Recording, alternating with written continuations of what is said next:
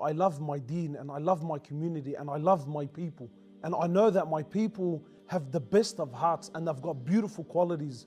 But when I look at the way that we're living, it breaks my heart to see that we've left the way of Rasulullah sallallahu alaihi wasallam. We've left the best example for the life of what? For the life of gangsters, man. And I think to myself, that when's it going to end? When are we as a community going to pull up and wake up and see that not only are we destroying ourselves, not only are we giving a bad image towards our deen, but we're actually killing each other. We're literally killing each other. And for what? For what? I don't understand. Why? Because you watch Scarface, then now you want to follow him. One day I was watching the making of it, yeah? And even in the making, they're saying that Al Pacino, he didn't even know where to place his hand on the rifle. He ended up burning his hand. And we believe it.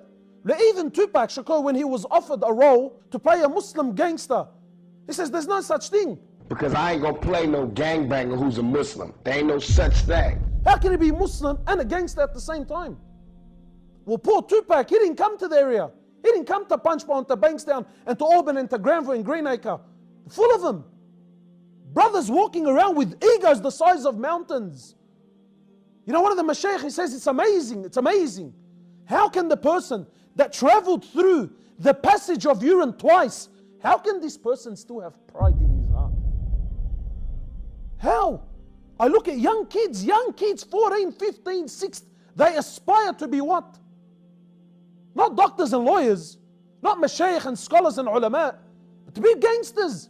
15 years old and he's already got a tattoo. And he starts off nice and pretty. Starts off with a tattoo of his mum's name. How cute. And then before you know it, he's covered from head to toe. The Prophet of Allah cursed the one that gets the tattoo and the one that does the tattoo. The Prophet of Allah cursed him. And I'm not speaking about the one who's repented. We ask Allah subhanahu wa ta'ala to forgive. But what are we chasing? What are we aiming? This thug life? My brothers and sisters, do you really think this is real? Do you think that's living?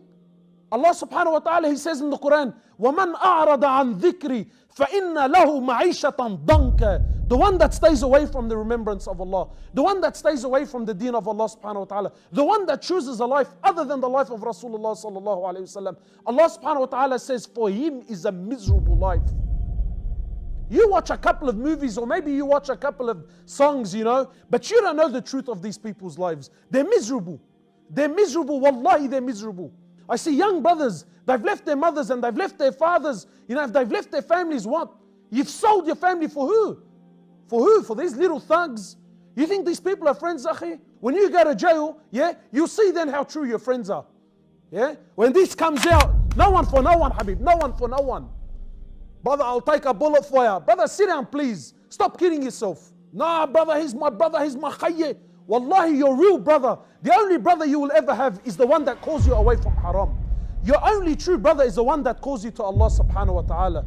These people who go around, hurting each other and putting it on each other, I take an oath by Allah. We only harm, we only shoot, we only stab, we only put it on the ones that we know he can't do anything about it. We know he can't do anything about it. That's why we always ask, who is he? Who's his brothers? Who's he connected to? He's a nobody. Then this comes out, and this comes out, and then mashallah, you're a jaban, you're a coward, that's what you are.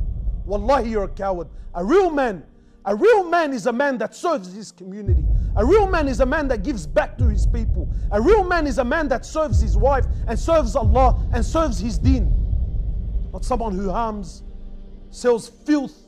We live a life that's closer to the life of animals, bro. Selling drugs, poisoning the community, poisoning innocent people, and you're making a living off it. Why? So that at the end of the week, at the end of the month, look at me, I'm on the Greek islands and I'm here and I'm there and taking photos.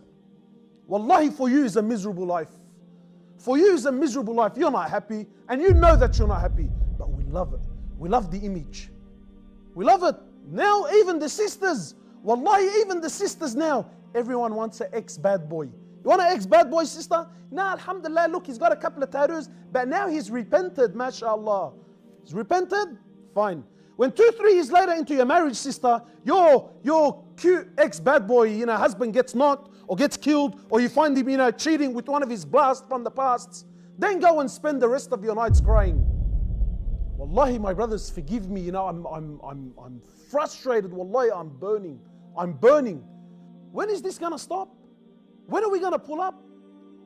When are we going to come back to our deen and start living humble lives? Because wallahi, once you enter into your grave, all your friends and your cars and your women and your money, Habibi, that's all gone. That's all gone. This has got to stop.